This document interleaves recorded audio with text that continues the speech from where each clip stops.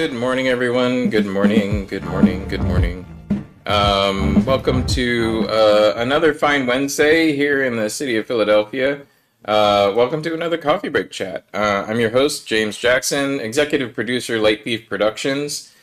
He, they pronouns, and I feel like we've got a pretty good show for you today. It should be at least a little bit interesting. It is very timely.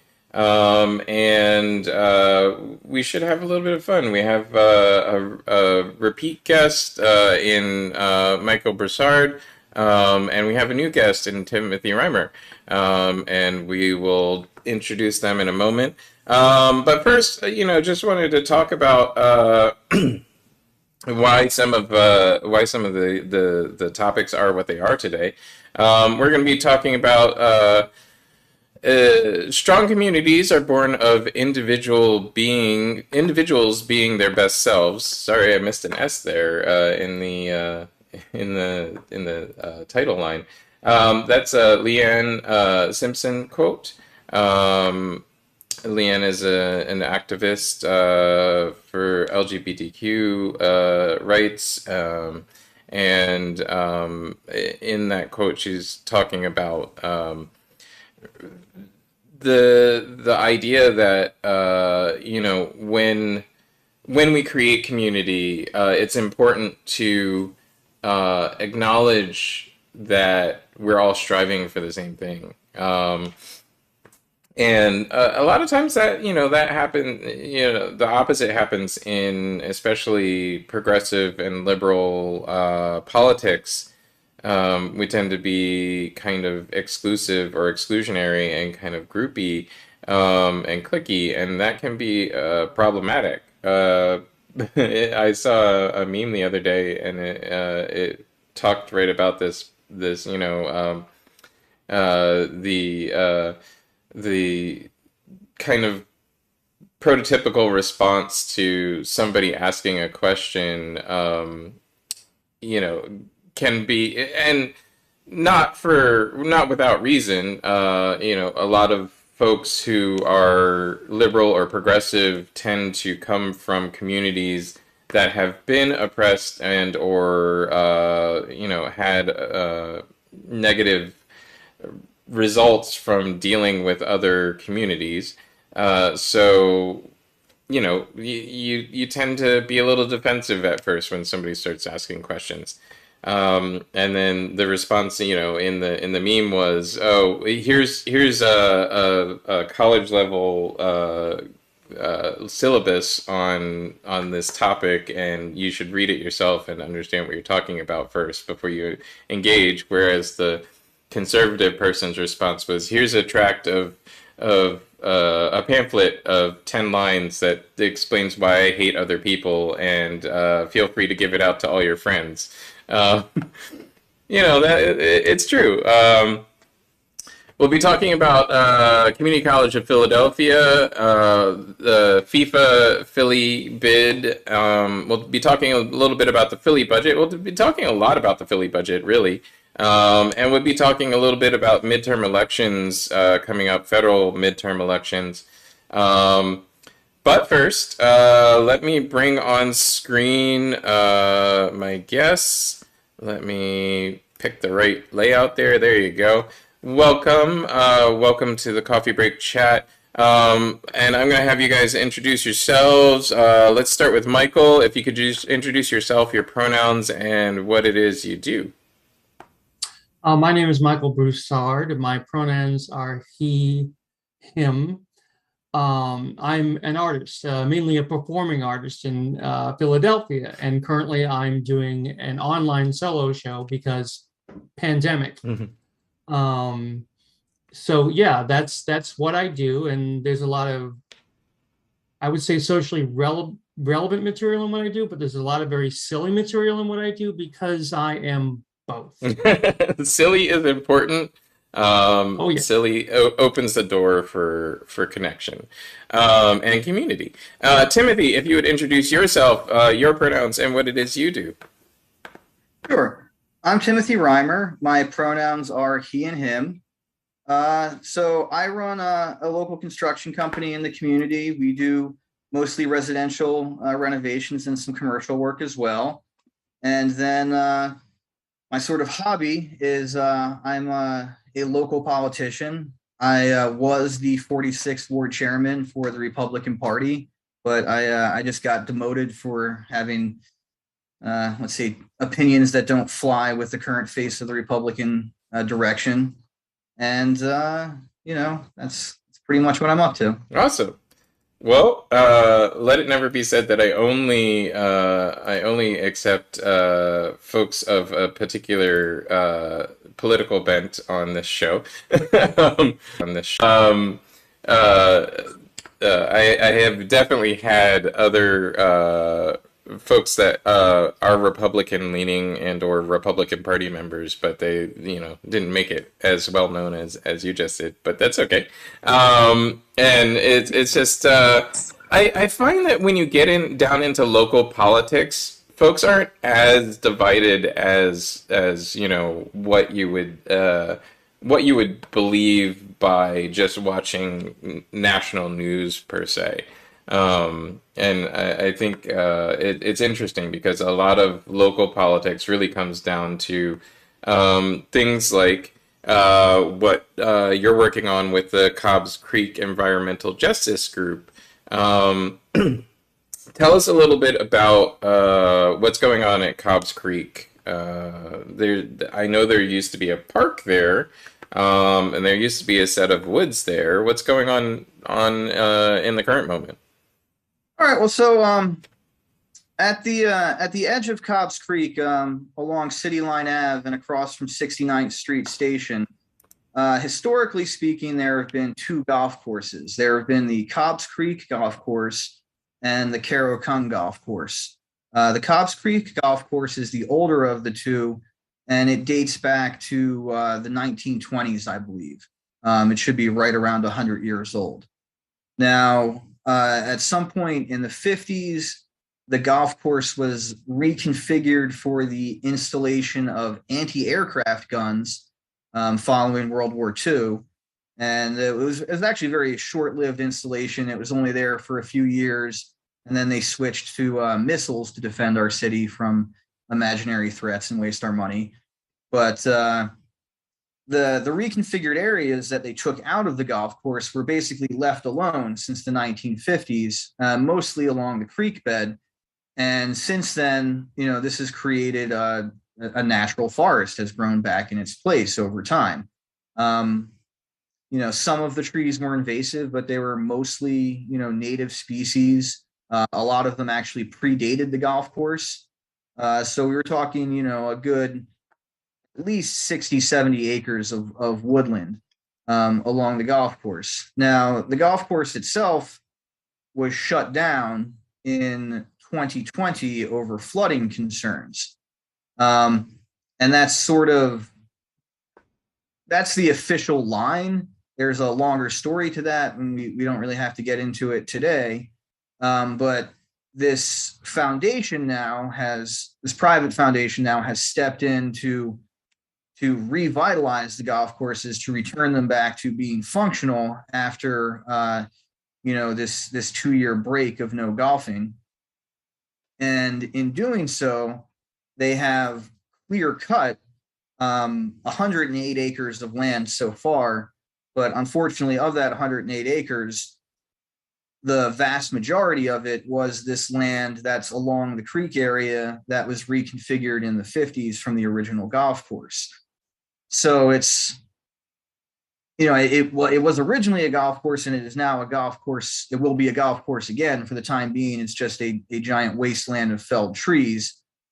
But so that's sort of what's going on with the land itself. And then there's this foundation behind it, are these wealthy people, primarily from the main line. There is a billionaire family of the McGuires that are providing the main financial backing for this project.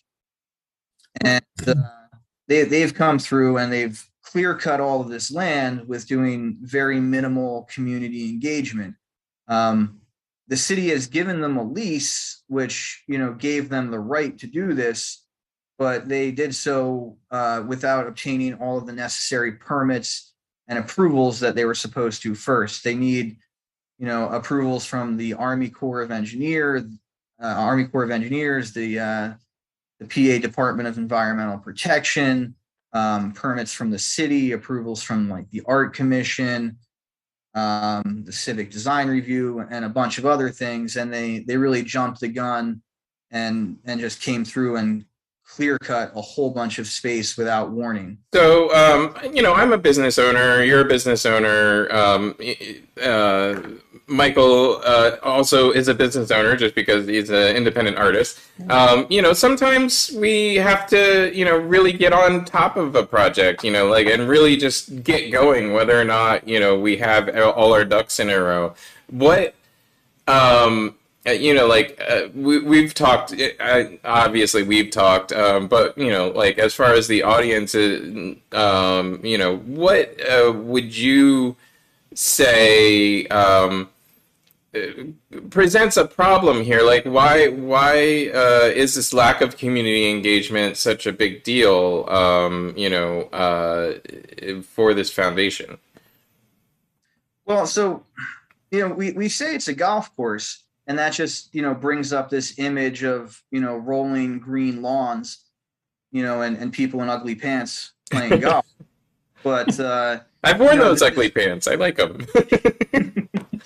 But this golf course is, it's situated in the middle of people's, in the middle of the neighborhood. People's homes abut the course. And if you walk around and talk to the people who are adjacent to this, there's people who bought their homes, specifically because it was in a relatively wooded, peaceful area. And they, that's where they feel safe raising their kids. They can go out and play and don't have to worry about being hit by cars and stuff like that. And, so people, I mean, it's public property, but people view it as, as an extension of their space. And for, my entire lifetime, it has been an extension of, of public space. Even though there's been a functional golf course, there has been, widespread public access to the wooded areas along the creek and adjacent to people's homes. People, myself included, ride bikes through the area. And, they just sort of came in with, they literally came in with a logging company and erased the park. Right. Right. Without, there was some community engagement, a few meetings with one or two groups of actual community members. And even then, the scale of what was going to happen was not disclosed. So this just came as a shock to everybody. Basically, one day in February, everybody who lives nearby just woke up and, 100+ acres was devastated. It's, if you haven't seen it, it's just really, it's hard. I can't actually describe it, in proper words. You actually have to see it to appreciate the scope of what's been done. Well, so the thing that struck me when we've been discussing this is that you brought the to the conversation the word public a couple of times. And this is public land. It's owned by the city of Philadelphia. It's being leased to the foundation that's building the golf course. And correct me if I'm wrong, but you said it's being leased for $1 for the first 30 years. Correct. Yeah, and it's worth something like 290 million or something. It's currently the current assessed value is $98 million, and that is before the foundation is planning on building improvements, a quality golf course there, along with several new buildings, a truly massive driving range, a multi-story structure that, I don't know the exact dimensions off the top of my head, but it's got to be about a city block long. Right. Like it's truly huge. They'll be building bridges. Well, There's and I mean, all yeah. of those are, obviously, they're part of the golf course. Like I said, I'm the thing that caught my attention was the public nature of this, and then also, it's my understanding that we are in budget season, by the way. So, folks, if you don't know, the city of Philadelphia has a very defined budget season. It starts in January, February. The mayor's office proposes a budget. And in the last few years, the mayor's office has tended to sandbag this operation and holds on to their budget until March or April. But they got it out on time this year. And then that goes through a process with the Philadelphia Police Department, where the Philadelphia Police Department gets to weigh in and say if that's okay by them. So yeah, they have a lot of power over the city budget, and then it goes to the city council, and city council basically counter proposes another budget that more closely matches the needs of their constituents as they understand them. And then they go back and forth for a couple of months with the managing director's office and try and come to a consolidated budget that meets both goals, both departments' goals. We're in the final phases of that. The city council is today voting actually on several sections of the budget, whether to adopt them or turn them down. I don't know if when the part that has to do with this golf course is going to come up, but there is a line item in the mayor's budget proposal of $3 million to fund this golf course reconstruction, if I'm not mistaken. Correct. Yeah, and so Timothy, I understand you did some math. The way the city usually collects funding like this from, be it institutions like schools like UPenn or Drexel, or large businesses that they're basically giving a huge tax break to on the front end so that they can move in. What they do is then ask for a pilot, a payment in lieu of taxes. So there's a pilot agreement with the golf course. I understand that you did some math on this, Timothy. The pilot agreement is a yearly payment that they're required to make, and it can be increased with votes over the course of the pilot. In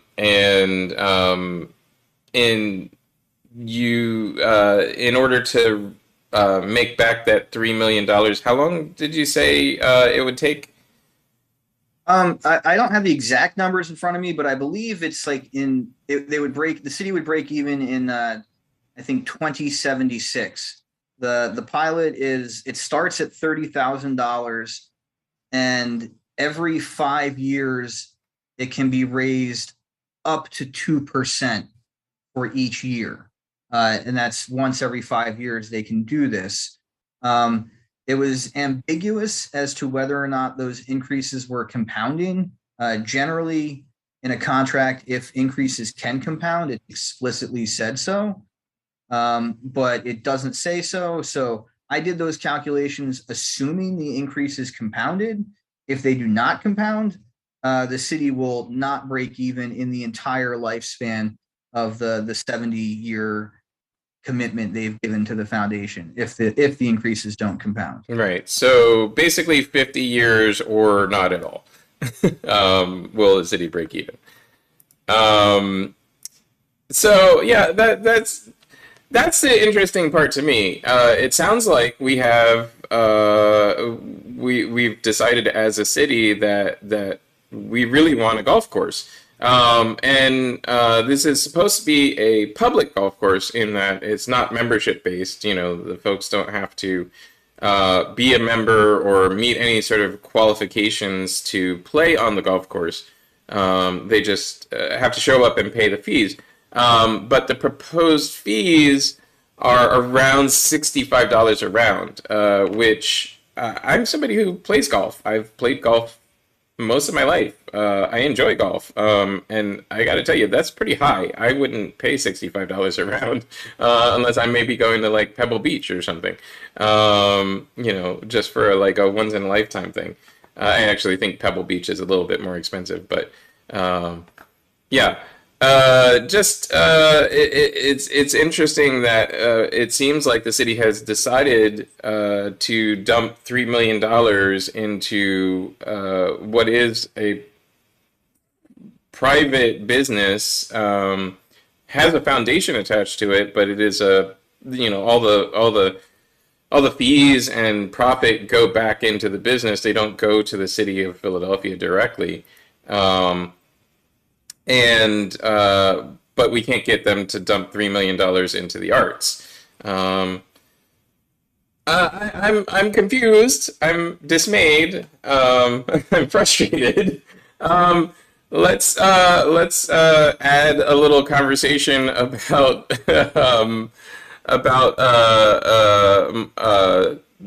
Michael's verses for a WTF world. And I was wondering how you were going to say that. well, I WTF, of course, stands for what the fuck, I assume, but you did type it out as WTF, so I'm not. I wasn't sure. That's the title. If you look it up, is versus for a WTF world. I was looking for your cue to figure out what I could say. So you can say whatever. We're not on broadcast television. So tell us a little bit about the festival and Solo Fest and your show in it. Well, Solo Fest is amazing. They started, I think, in 2014. At least that's when I first got involved. And it's a free festival, countering all the festivals where you got to pay a lot of money. We won't mention any names.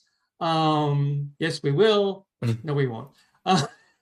Philly Fringe Fest. Anyway, so they started in 2014, and in 2014, I debuted a show there called Ask a Sex Abuse Survivor, which is an interactive thing where I tell my story, but I also go to the audience and we talk back and forth about things. And that went marvelously well. And it's taken me since then up till now to finally do another Solo Fest show. And this show, Versus for a What the Fuck World, is basically the result of the fact that I had 3 major health challenges, let's call them, in the last 2 years since the pandemic began in March 2020. In March 2020, I had a subdural hematoma, which means blood was pooling between my brain and my skull and causing horrific headaches. So I had to get a craniotomy and staples in my forehead. And as I was recovering from that, I just felt really good to be alive. And then after I recovered from that, I suddenly got sick with something else that was causing all kinds of problems. And it took a raft of doctors to figure out what it was. And while they were trying to figure out what it was, I just felt increasingly hopeless. And like, my God, is this the end of me? And then finally, somebody figured it out. I had this horrible medicine, this horrible diet. I toughed my way through it. I got better. But being better, I didn't get positive again. I kept obsessing over death and my own death.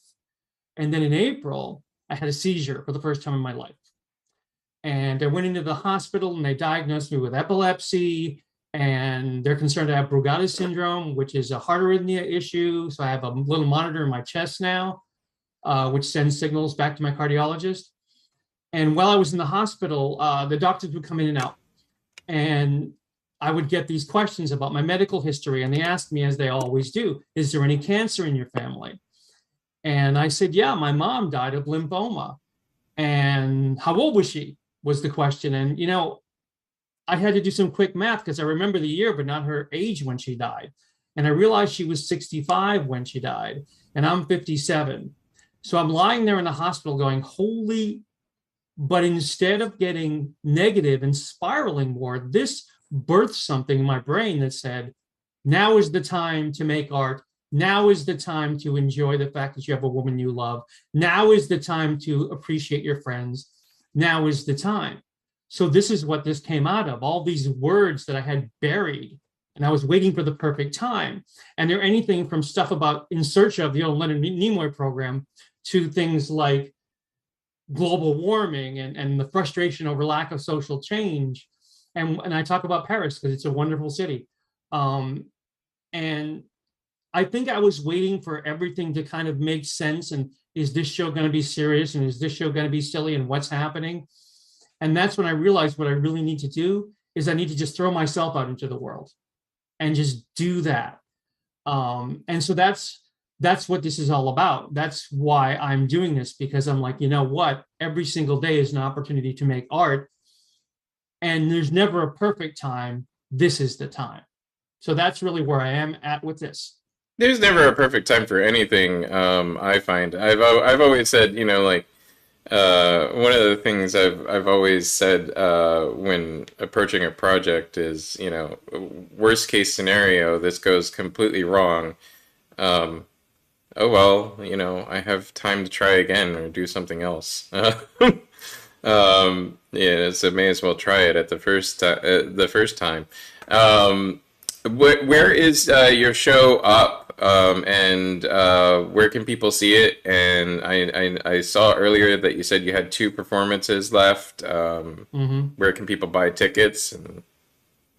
So it's on Zoom, and yeah, there are 2. It's tonight at 8 p.m. Eastern time and Sunday at 3 p.m. Eastern time. And you can get tickets for like $1 if you want to, because it's pay what you can.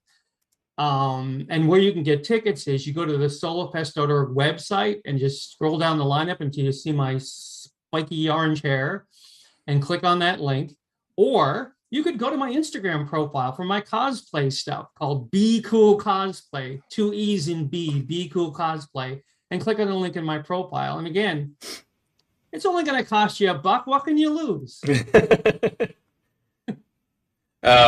So yeah, and it's pay what you choose, pay what you can. We've always argued over what that last word should be. I know I typically suggest that folks pay at least $15 a ticket. That's where we start breaking even on your attendance. But if you don't have $15, don't pay. Right. And I have people offsetting that. There are people who paid more so other people can pay less. And that just kind of fills my heart about the local art scene, you know. People are out there supporting each other. Yeah, I mean, this is truly community organized, community centric festival, Solo Fest. I have always found it interesting that we have this, and it's tough for us to get funding for it, but I think it's important that people see new work during Solo Fest. Get out there, check out new stuff. Check out stuff you've never seen before. If you don't usually go to theater, you know, skip your night of watching Star Trek reruns and go see a show. Sorry, but don't miss Svengoolie though. No. Just saying.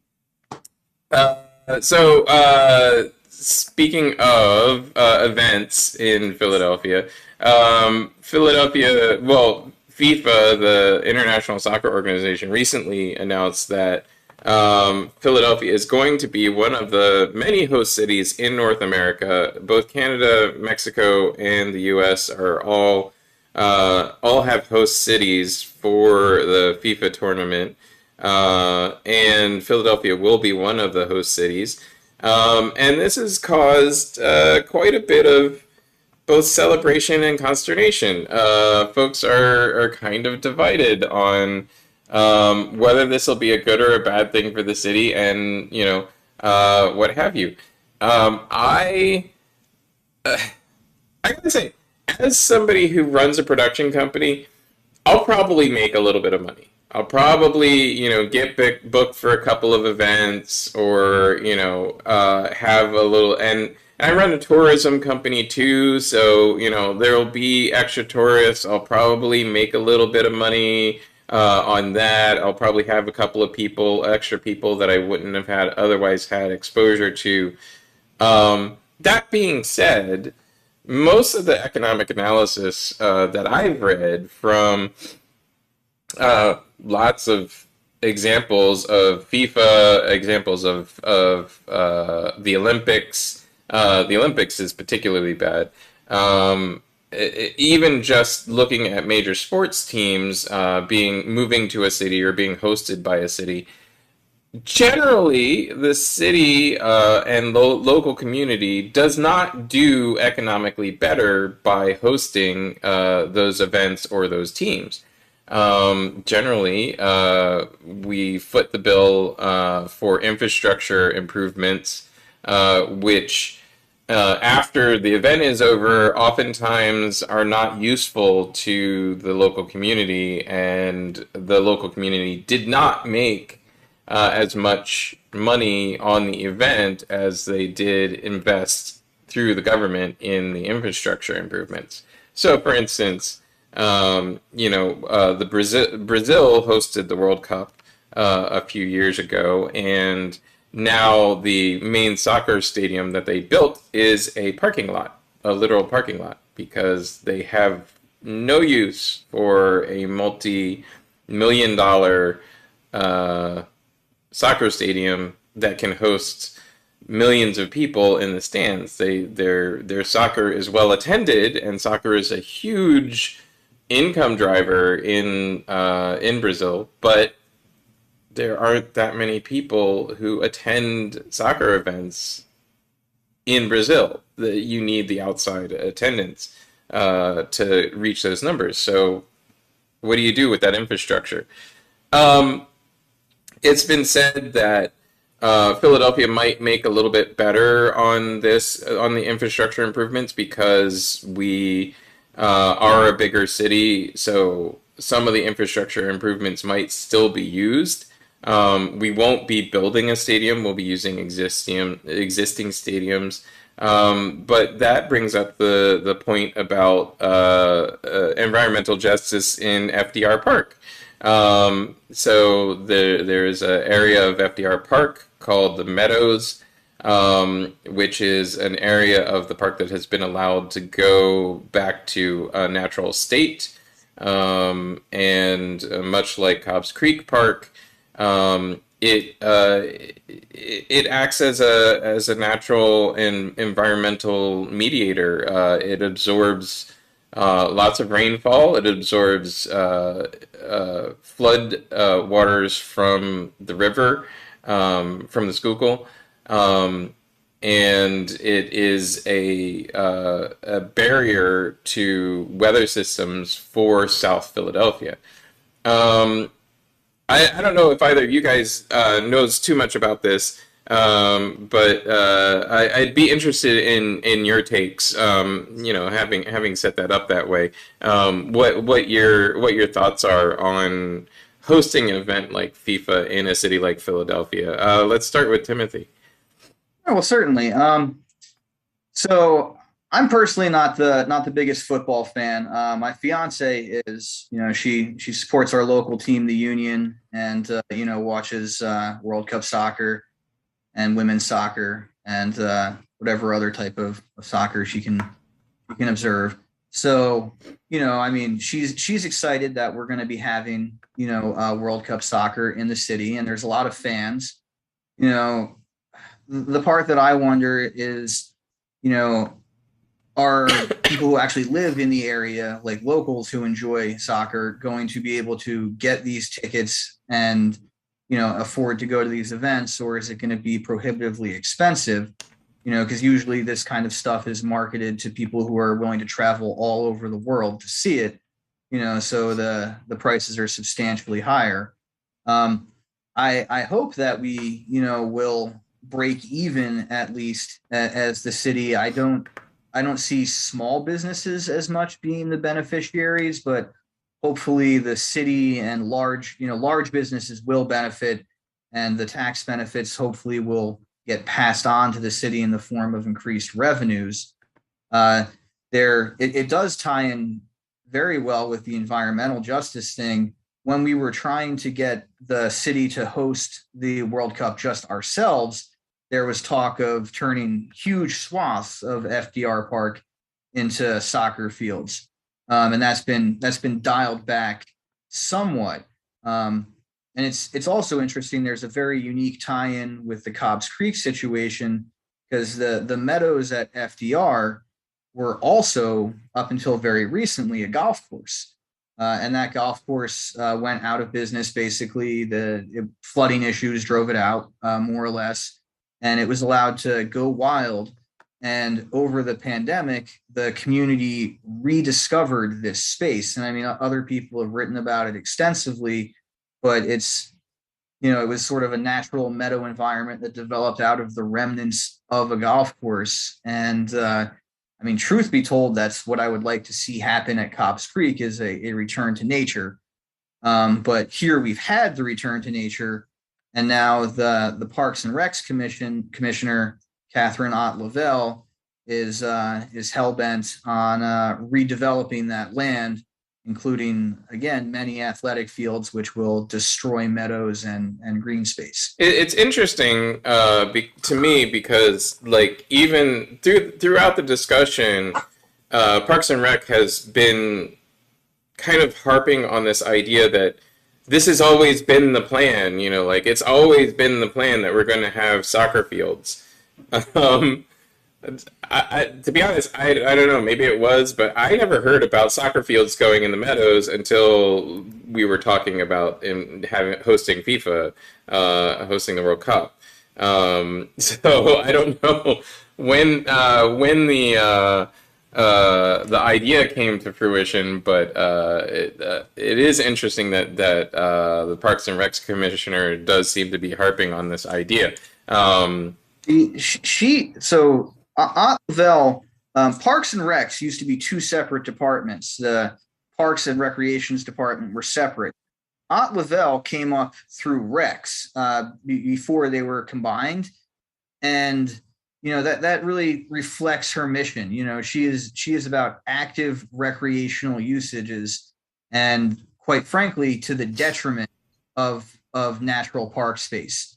And she does not appreciate the value that passive park space provides, not only to the environment, but to the community in general, in the flexibility on how it's used, as opposed to these active scheduled spaces that are denaturalified, fenced off, and restricted on who can use them when and where. I feel like we've had this public argument in the past. I feel like it started kind of in the 70s, around when I was born, and continued through the 80s, and we kind of had this go round once before, and I feel like that because I grew up in a military household, and we used the rec bases provided by the military. And that was a point of contention in developing rec bases, whether they should be organized, have organized use equipment, or free use equipment where, you could use it as an individual, you could use it as a group, you could decide how to use it.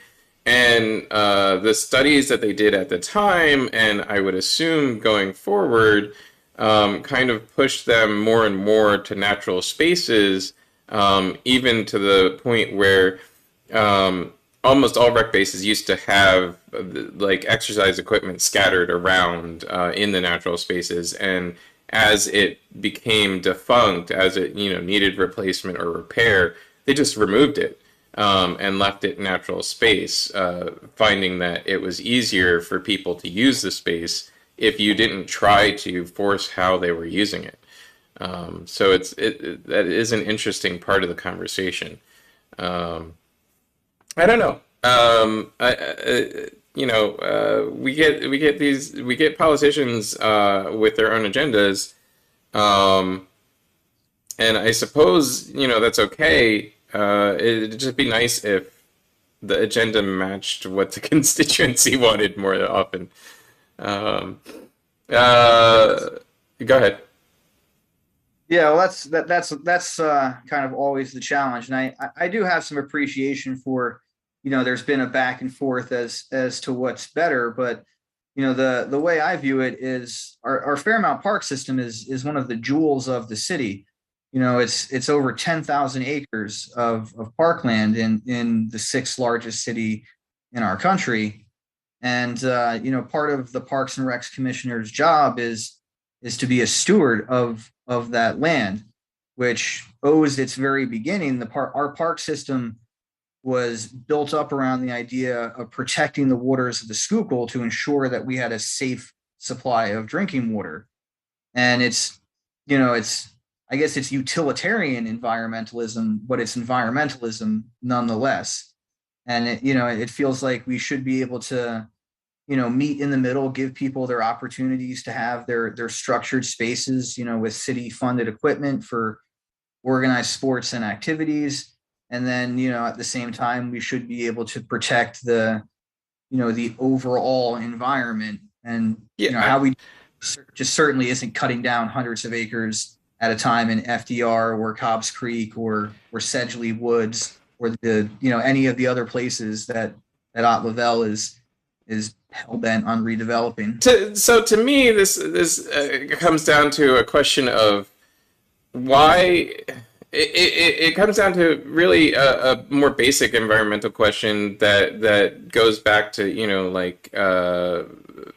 even colonialism and indigenous folks versus colonial folks, where indigenous folks use the land as it occurs, as it is in nature. And whereas some folks are dedicated to just changing the use of the land.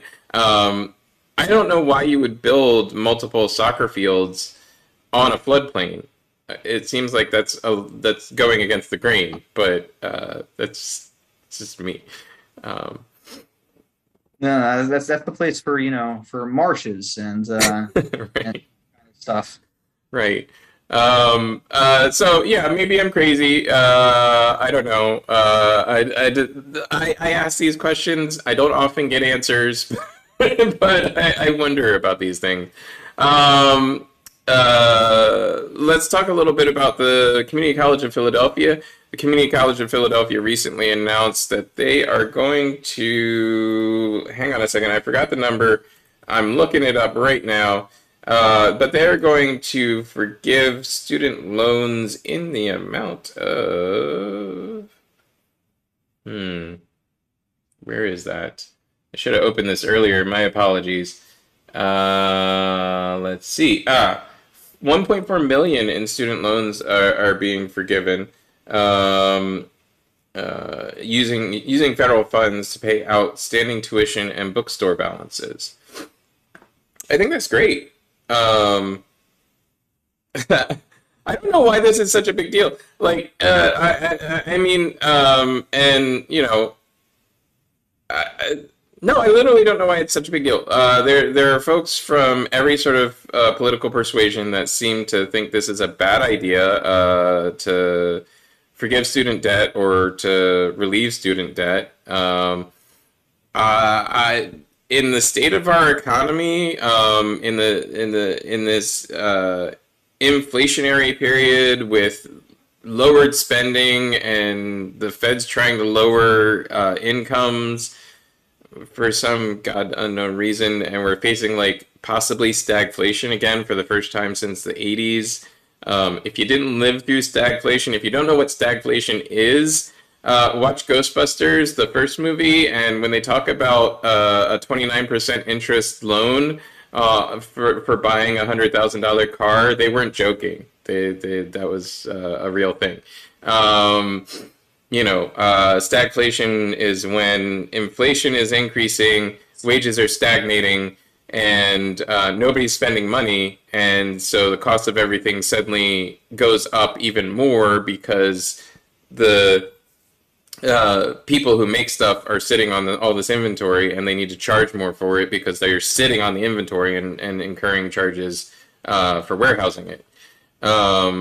we're coming out of a general recession because of lack of inventory, and this is a prime time for stagflation to hit, especially with lower spending. Forgiving student debt instantly puts that money into the hands of people who are going to spend it. That's a brilliant idea to me. I don't know. Maybe I'm crazy again. Go ahead. I'm with you on the forgiving student debt thing, because you're right. It's an infusion of cash into a very difficult economy, which is just getting worse. And one of the reasons, I mean, you talked about the 1980s, and I grew up in that era. One of the reasons we're here is because of the stagnation of the minimum wage and the stagnation of wages in general, and of this giant gap that has just grown wider and wider, because everybody knows, because poor people are getting poorer and rich people are getting richer, and nobody's thinking about the fact that eventually you're going to run out of consumers because they're all going to die. They're going to starve to death. They're going to freeze to death in their apartments. And I don't understand people who are horrified at the notion of things like forgiving student debt, or are horrified at the notion of making the minimum wage a living wage, or are horrified at the notion of making housing more affordable so people can move back into cities like San Francisco where they work and not live in their cars. We've allowed this economy, this capitalist economy, which we've always been. I mean, our founding fathers were businessmen, okay? A lot of it had to do with the fact that and it's good we did what we did, because I love, the fact that we're free here. But a lot of it was also driven by businessmen who didn't like being heavily taxed. And we're stuck in that cycle of infuse cash into business, but don't worry about the people who the business sees as their consumers, okay? So all of this is connected together. I mean, the idiot, okay, maybe idiot's an idiot, or idiocy is a major judgment call, but we were talking earlier about trying to attract the World Cup to this city and spending all of this money, and how that doesn't always result in positive impacts.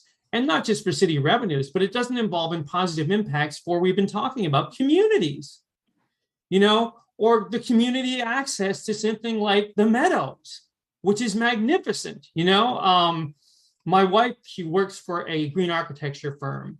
And one of the things they deal with is the idea of passive house or passive community, or letting things be what they are, letting native grasses grow, letting an area that knows what it needs to do to drain and to help the bees and all these other things, let it do what it needs to do. And we just keep coming back to this idea that we want to interfere in the natural processes, whether it's of our economy or of our environment or whatever, and we don't think about the consequences, And when somebody says, let's forgive some student debt, people are like, you're kidding, my God, shouldn't people carry this on their back forever so they have no money and they have no hope?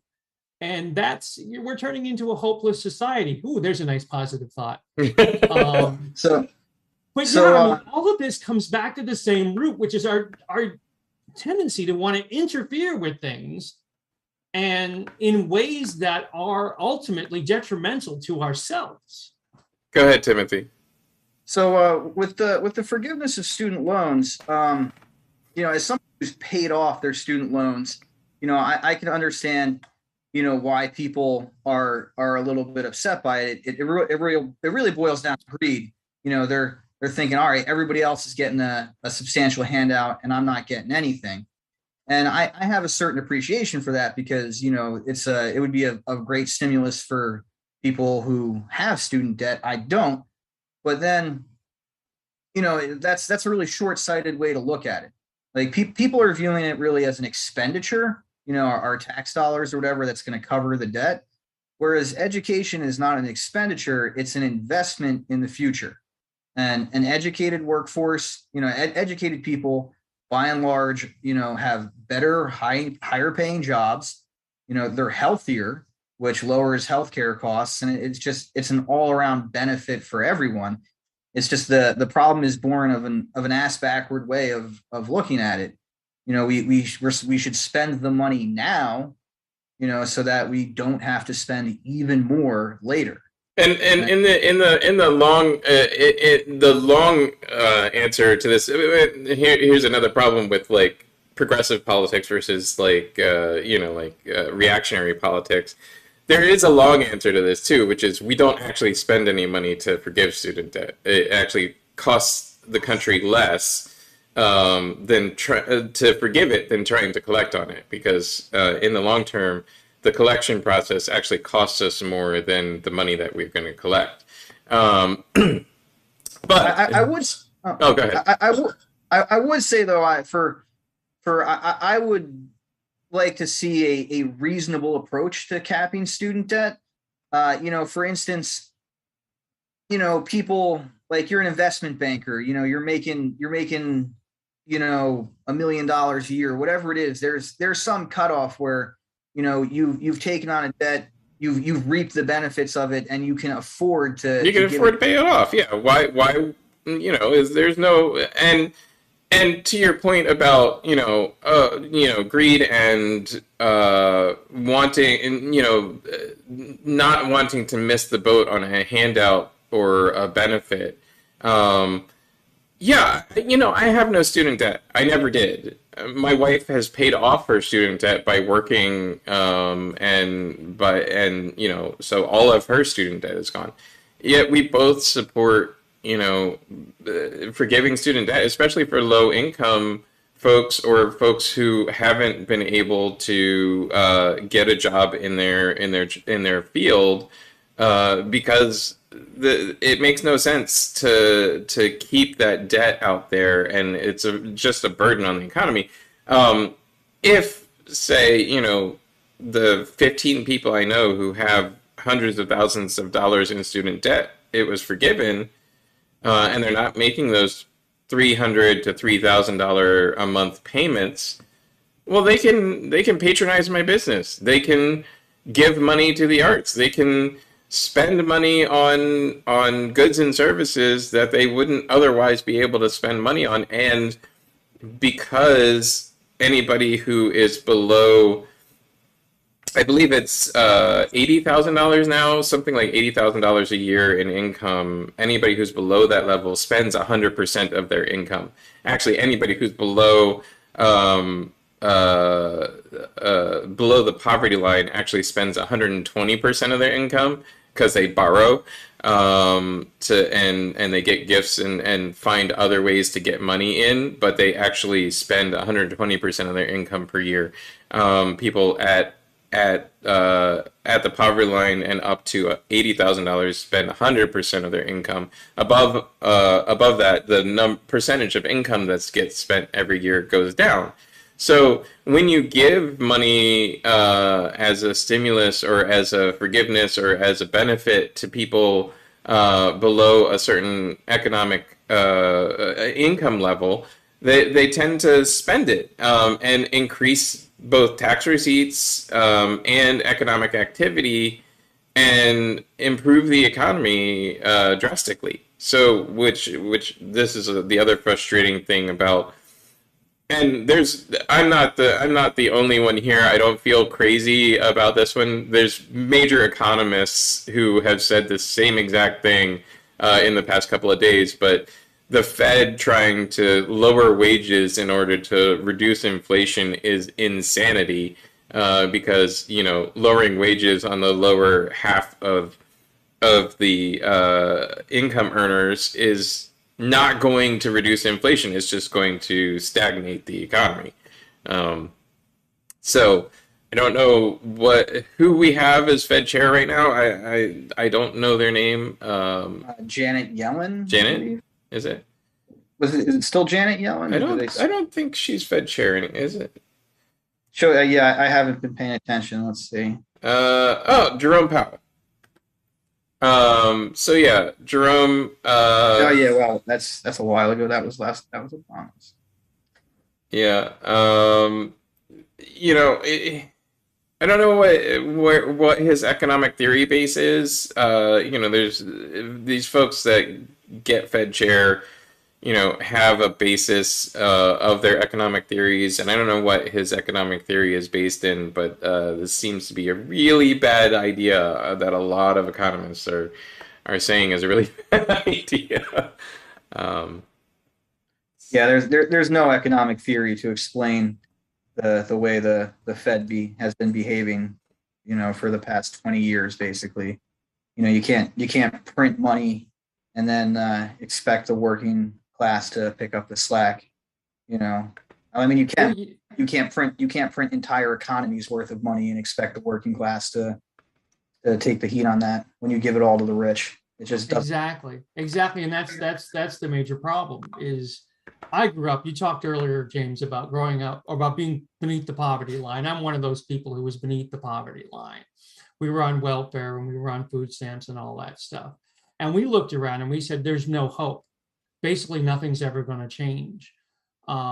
Because that's where you are when you're there. Well, there are so many people in this country, in this world, who are in that no hope stage, and they're watching the Fed do things like they're doing, which is just making the situation more hopeless.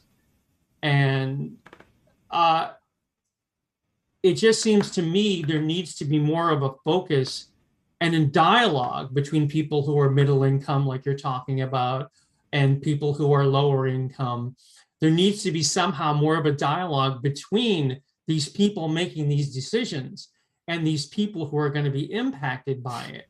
And I feel like you talk about whatever theory, right, that they're going by. They're there in their tower with their books, deciding, I read this on Google and this will work. I swear. They're like Saul on Better Call Saul. I mean, I'm sure Jerome Powell has more education than that. And I wasn't saying he wasn't educated. I'm just saying I'm sure he has legitimate reasons and really thought out reasons why that's his economic theory and why he's doing the things that he's doing. I think that, and for what it's worth, we've said many times that one of the problems right now is that, like literally anyone can have their opinion broadcast to thousands of people. I'm doing it right now. I'm doing it with you guys right now. I built a platform. I broadcast it out to people. And we can call into question the theories and ideas of experts who've studied this stuff for decades, for most of their life. Yeah, I don't know where to draw the line, where to say, I am a business person. I've been doing business. I've been working in the economy for most of my life at this point. For the majority of my life, I've been an independent business person, an entrepreneur, if you will. Somebody who, directly decides their own economic fate. I don't know,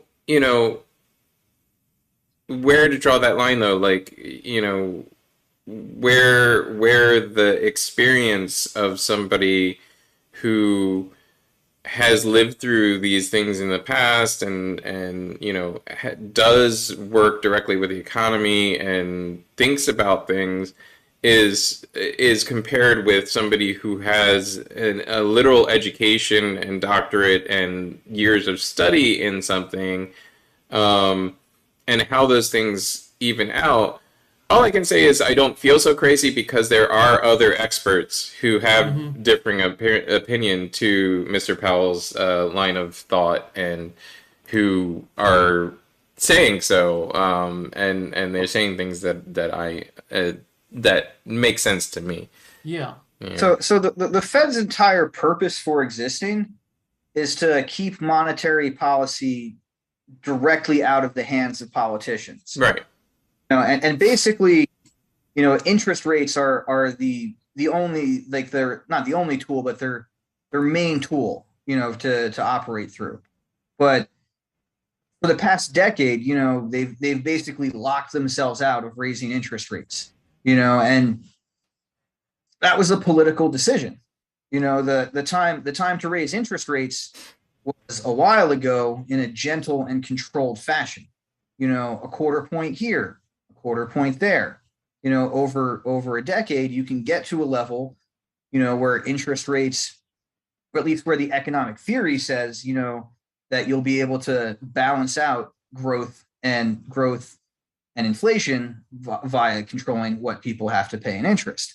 But they've abrogated that responsibility for the past decade, and now the problem's coming to home. And then when you factor in the literal tens of trillions of dollars that have been printed out into existence over the past 2 decades, interest rates needed to be going up as that money was created. Like now, it's coming home to roost. There's not there's huge bubbles that have absorbed this, and that's part of the housing quote unquote crisis. That's part of all of the economic things that are impacting us now. The bubble in healthcare, which has never been deflated. The bubble in prescription medicine. The bubble in housing. The bubble in a lot of different areas that has popped up that's created this inflationary movement has just never been deflated by responsible, interest rates. People have been able to borrow. I, as a business, have been able to borrow hundreds of thousands of dollars for practically nothing. Actually, am currently borrowing. Cases, nothing. Yeah, in some cases, I'm actually making money on the money I borrowed because it's cheaper than outlaying my own money. Well, and also all of the paycheck protection loans that went to small businesses that were then forgiven. I mean, that was Yep. Yeah. It's you can't just shovel money by like the boatload or whatever into a situation and not expect there to be inflation. It's just everybody has big businesses and small businesses, which are big economic movers. Even a small business like mine that's one person is a big economic mover compared to me as an individual, as an individual consumer. When we have money, we spend it, but that also drives the economy in an inflationary direction. At any rate, it's 11:03. We're a little bit over time, and I really have enjoyed this discussion. So you guys are welcome to come back on anytime you'd like. I'd like to just give Timothy a last word. If you have anything that you want to highlight, I know there's a petition out for the economic justice, the environmental justice, Cobbs Creek environmental justice. Yes. Meg has shared the Facebook group, so awesome. Thank you. Folks can go to that Facebook group and find that petition. Is there anything else that you'd like to share? Last words. So briefly earlier, you had mentioned the budget process, and you had touched on today is the last day where they're voting on things for the budget, and we are really focused on getting $3 million taken out of the budget for the golf course so that it can be spent on literally anything else. Due to the way our city works, the 4th District Councilman, Curtis Jones Jr., whose district this project is in, has the only say on whether or not that money stays in the budget. It's due to what's called councilmanic prerogative, which is a whole different story. But if anyone who is listening to this today, and is so inclined, if you could please call the councilman's office. His telephone number is 215-686-3416, and ask that they please remove the $3 million from the budget that was allocated for the Cobbs Creek golf course. If lots of people have been calling and laying pressure on him, and the more people who do, the better chance we have of not seeing this money wasted on something frivolous. Appreciate it, and I appreciate your time. Thank you for joining us today. Michael, any last words? Anything that you want to share with the audience? Well, piggybacking on what Timothy just said, I would say if we can get that $3 million removed, with those phone calls and whatever other kind of pressure, let's give it to the arts in Philadelphia. Absolutely, absolutely. Thank you, Michael. Thank you, Timothy. Thank you for being my guest today. I really appreciate it. Feel free to join us anytime. The Zoom is always the same. And if you'd like to just, if you see a topic come up on my promotion and you'd like to talk about it, feel free to join us anytime. And I look forward to having you guys back. I'm going to go to a one-up of me and talk us out, but thank you for joining us today, and I hope to see you guys again soon. Thank you for having us. Thank you guys also in the audience for joining us. Really appreciate it. Wouldn't do this without any audience, and I know our audience is relatively small, but we are mighty. Please feel free to pass on the link to this show. The link will remain live, and people can watch it in review as soon as the broadcast is ended. Feel free to catch it anytime that you like. And if you saw something that you liked today, or if you'd like to see more of this show, please consider supporting us on Patreon, patreon.com/SlateThiefProductions. I am a small independent business. Me, my associate producer Meg, other folks that come and go as projects come and go. But we're a small local business, and we need your support. If you have anything that you'd like to see in specific, please reach out to our associate producer, Meg Angelino. The best way to get a hold of us is through Patreon. We have memberships for as little as $1 a month. You can join, and you can pledge as much as you want. You can cancel anytime. It doesn't really hurt our feelings. Whatever you want to give is acceptable. Please catch us here next week. Let me just see who our guests are. We have Cubby Altabelli, who will be talking about a historic Philadelphia boat tour, sailing tour of the Philadelphia waterfront, covering a little bit of local history and the sites around Philadelphia. I'll also get him to talk a little bit about the pirates at the Independence Seaport Museum. Maybe he'll come in character. I don't know. Join us here next week, and really appreciate it. Hope you have a great week, everybody.